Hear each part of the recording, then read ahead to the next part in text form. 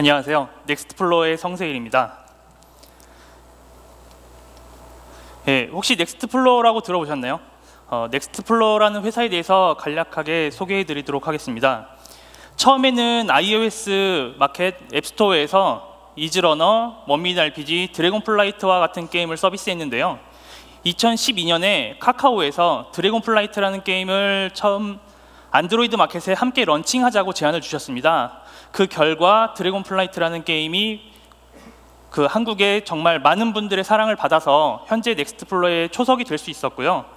그 이후로 엘브리사, 스피릿캐쳐와 같은 게임을 개발하고 런칭하면서 내실을 다졌고, 그 노하우를 바탕으로 2016년에는 3종의 게임을 외부에서 받아서 퍼블리싱을 하게 됩니다. 그 결과 최고 매출 기준 1위, 6위, 9위라는 기록을 달성을 했고요. 2017년에는 새로운 모바일 게임 런칭뿐 아니라 글로벌 진출, 콘솔 시장에 대한 도전을 준비하고 있습니다. 회사에서 처음으로 안드로이드 마켓에 런칭한 드래곤플라이트라는 게임은 DAU 850만, 누적 가입자 수 2300만이라는 기록을 세웠고요. 마지막으로 한국에 런칭을 했던 데스티니 차일드라는 게임은 작년 11월 구글 플레이 기준 30일간 1위를 유지했으며 현재에도 매출 상위권을 지키고 있습니다. 2017년에는 콘솔 시장에 도전을 하는데요. 현재 공개된 3종의 타이틀, 창세기 전 리메이크와 키도, 그리고 회색 도시로 유명한 진승호 PD의 베리드 어라이브를 준비하고 있습니다. 5명으로 시작한 회사가 현재는 곧 200명이 돌파할 정도로 성장했는데요. 2016년의 매출은 2015년에 비해 3배 이상 달성을 했고 현재도 계속 성장하고 있는 회사입니다. 서비스는 계속 늘어만 가고 앞으로 런칭해야 될 서비스도 점점 많아지는데요. 다수의 게임을 런칭하다 보니 미리 확보해 놓은 IDC 내 공간이 가득 찼고 확장을 하기 위해서 이전을 해야 하는데 쉬운 작업은 아니라고 판단을 했습니다. 장애에 빠르게 대응하려면 DB 서버, 게임 서버, 스위치와 같은 대체 장비를 미리 준비해야 했고, 행여나 미처 준비하지 못한 장비에 장애가 생겼을 경우에는 발주 후 길게는 2주까지도 소요될 수 있더라고요. 모바일 게임 특성상 출퇴근 시간을 노리는 푸시라는 이벤트 다들 받아보셨을 텐데요. 이 시간 기준으로 가장 많은 자원을 사용하게 되고, IDC에서 서비스하는 입장에서는 그 시점을 기준으로 모든 장비를 준비하지 않으면 장애로 연결이 됩니다. 또한 신규 게임을 런칭할 때에도 필요 자원을 미리 예측을 해야 하고, 예측보다 더 넘어선 유저가 혹여나 들어오게 된다면 이 또한 장애로 연결이 되는데요. 또 글로벌 서비스를 준비한다면 국내에서 IDC에서 서비스하듯이 준비를 하는 것과 다른 환경에서 준비해야 되는 도전 또한 기다리고 있죠. AWS와 같은 클라우드 서비스를 고려하지 않았던 것은 아닌데요.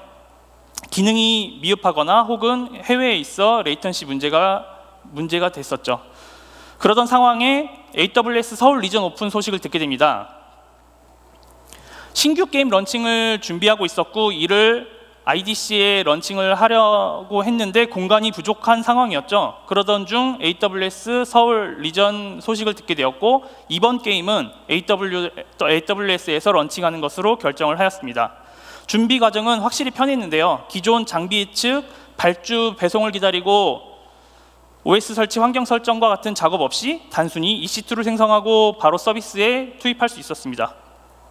초기 비용이 없고 글로벌 서비스도 같은 환경에서 가능하며 비교적 쉬운 유지 관리를 할 수 있었죠. 그렇다고 이 모든 과정이 쉬운 것만은 아니었는데요. AWS 환경이라는 것에 대해 학습을 해야 했고 AWS 환경에 맞게 최적화를 해야 했으며 일부 서비스의 경우는 AWS로 마이그레이션을 해야만 했습니다.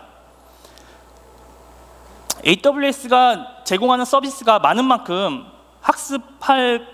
학습에는 큰 시간이 필요로 했는데요. AWS 사이트, 유튜브, 슬라이드 쉐어, 퀵랩, 어썸데이와 같은 학습 도구들을 이용해서 원활하게 신규 게임을 런칭을 할 수는 있었습니다. 하지만 신규 서비스를 런칭을 하면서 우리는 과연 AWS를 잘 쓰고 있는가에 대해 고민을 하던 찰나 AWS에서 엔터프라이즈 서포트 제안을 받게 됩니다. 맞춤형 기술 지원, 비용 최적화, 신규 게임 런칭 등의 이벤트를 지원해 주신다는 내용이었는데요. 엔터프라이즈 서포트의 핵심 가치는 보시는 바와 같이 많지만 이 중 직접 경험을 했던 인프라 이벤트 관리에 대해서 사례를 발표하도록 하겠습니다. IEM은 예상되는 요구에 따른 리소스 추천과 전담팀을 배정하여 이벤트 내내 적극적으로 지원한다는 내용인데요. 게임 회사에서 그런 이벤트 대표적으로 신규 게임 런칭이 있습니다. 제가 가장 중요하다고 생각되는 부분인데요. 이 이벤트 중에 문제가 발생을 했고 그를 빠르게 대처하는 것도 물론 중요한데 이벤트 동안 문제가 발생하지 않도록 미리 예방하는 게 훨씬 중요하다고 생각하고 있기 때문입니다. 우선 사전 미팅을 통해 이벤트가 어떻게 진행될지 어떠한 아키텍처를 가졌는지를 전담팀과 공유를 하게 되고요. 전담팀은 이를 이해하고 점검하며 문제가 없는지 또한 해당 사례에 맞는 베스트 프랙티스와 같은 것들을 공유해 주시고요.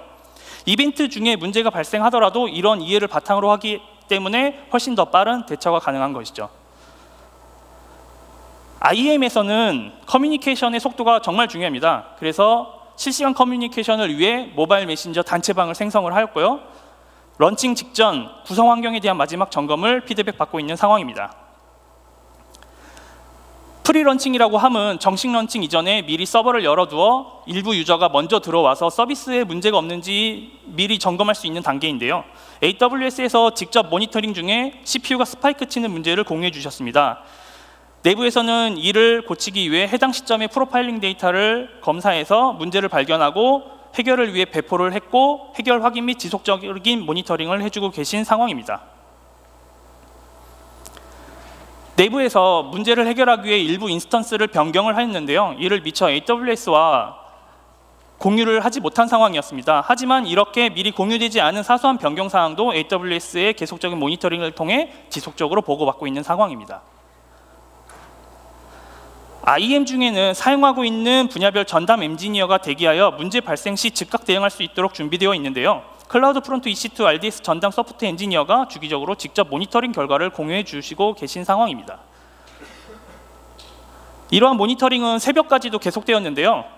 오픈 첫날이다 보니 리퀘스트 카운트가 새벽까지도 계속 증가를 하였고 리퀘스트가 떨어지는 시점까지 안정화가 되지 않았다라고 판단을 하셔서 함께 모니터링을 했고 마침 리퀘스트가 떨어지기 시작하여 모니터링을 종료하고 이후에는 긴급 상황 시 대응하는 체제로 전환을 했습니다.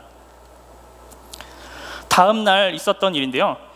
물론 많은 수의 EC2를 미리 대비를 하고 준비를 했으나 생각보다 더 많은 유저가 들어오셔서 준비해 놓은 EC2 리밋을 넘어서게 됩니다.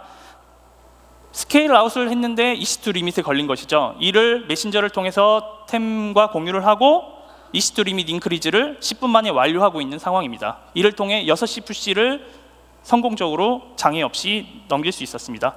AWS와 직접 준비를 했고 서버 및 인프라 장애가 없었고 안정적으로 런칭에 성공을 하여 iOS 및 안드로이드 마켓 1위를 달성하게 됩니다.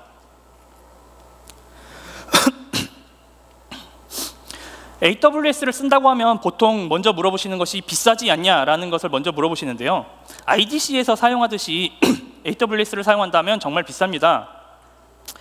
엔터프라이즈 서포트를 통해 많은 다각도로 비용을 최적화를 했는데요. 특히 월간 보고를 통해 현재 사용하고 있는 RI는 적절한지 또 낭비되고 있는 자원은 없는지 또한 신규 서비스를 통해 또 더 추가적으로 비용 최적화를 할 부분이 없는지에 대한 이야기들이 진행되는데요. 현재 보시는 그래프는 RI를 통해 달러당 사용시간 그래프가 증가한 약 1.7배 정도의 효율을 보였고요. 최근 3월에는 신규 서비스 리저널 RI라는 것을 추천받아 적용했고 4월 이제 곧 있으면 효율이 얼마나 나올지 알 수 있을 것 같은데 크게 좋아졌을 것이라는 기대를 하고 있습니다. 더욱 공격적으로 RI를 걸 수 있게 되었거든요. AWS를 더 많이 이해하고 잘 활용할수록 IDC 환경을 사용할 이유가 없어졌는데요. 그래서 이 회사에서 서비스하고 있는 모든 것들을 AWS로 이전하기로 결정을 했습니다. 지난달에 결정을 했고 현재 이 시점에는 모든 서비스는 AWS를 통해 서비스하고 있습니다. 이렇게 AWS로만 서비스를 하고 앞으로 더 많은 서비스를 이어나갈 생각을 하니 AWS에 대해서 잘 알고 계시는 분들이 많이 필요하게 되었는데요. 넥스트플로어에서는 AWS를 적극적으로 활용하여 인프라 코더를 함께할 인재를 찾고 있습니다. 혹시 관심 있으신 분은 s@next플로어.com으로 연락 주시면 감사하겠습니다. 이상 발표를 마치겠습니다.